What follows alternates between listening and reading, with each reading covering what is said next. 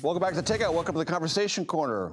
Going to discuss some military innovation. Defense startups are now working to revamp the way the Navy operates, and doing so with unmanned vessels. My next guest co-founded one of those companies. Lehman is the Chief Commercial Officer of Saronic Technologies, which, if all goes well, by 2031 will produce batches of autonomous maritime drones for the U.S. Navy. Contract has a value currently of $392 million. Rob, it's great to have you with you. Thanks. Thanks for having me. Saronic, what does that mean?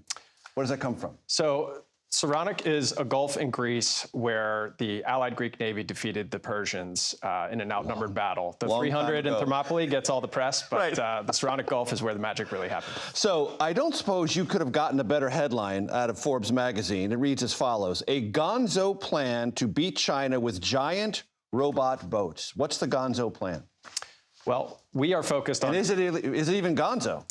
Well, we see it as an imperative. So we started the company 3 years ago in Austin as a maritime autonomy and shipbuilding company with one mission, which was to redefine what maritime superiority meant for the U.S. and our allies. So we're doing that in a very differentiated way with autonomous surface vessels. So we have everything from a 6-foot drone all the way up to 150 feet and more to follow beyond that.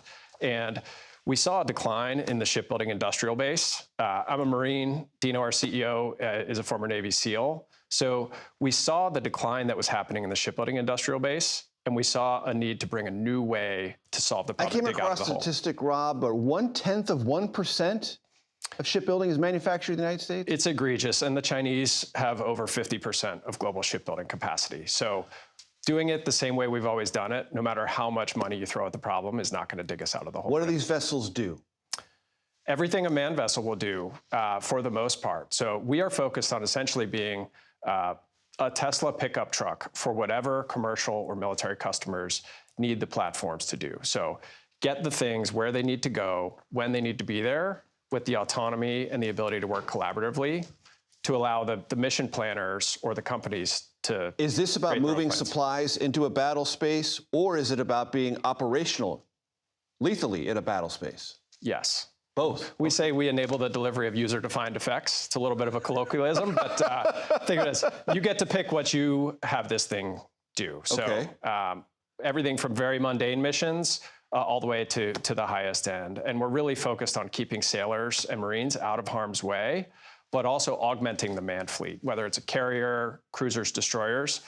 We need to have them, but we need to keep them safer and enhance their reliability and if resilience. I read the materials correctly, lots of different stories about this. You do so aspirationally at a fraction of the cost.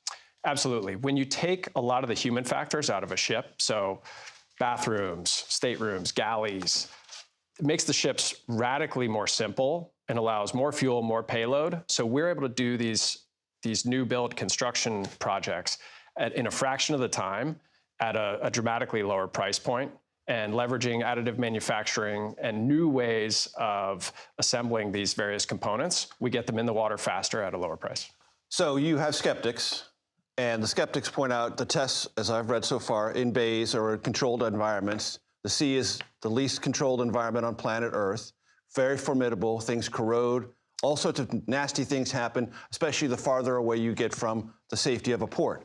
How do you deal with all those things? So you're absolutely right. Space, in many ways, is easier than the surface of the ocean. So we have, on Corsair alone, our 24-foot platform, over 10,000 hours in the ocean and over 16,000 nautical miles traveled autonomously.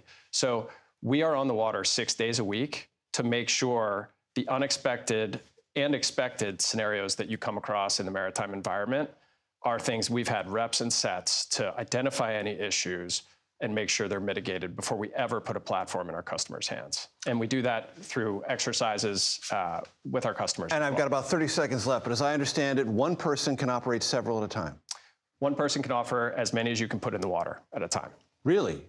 Most of our young sailors today are digital natives, and this is the same way they play video games with someone across the planet. So just like you're the head coach for a team, you've got your players on the field. They know the playbook. They know what their capabilities are, and it's up to you to give them a plan to go execute. Rob, it's a conversation we're going to continue. I appreciate you coming in. Thanks, Major. Thank you very much. Thanks for having me.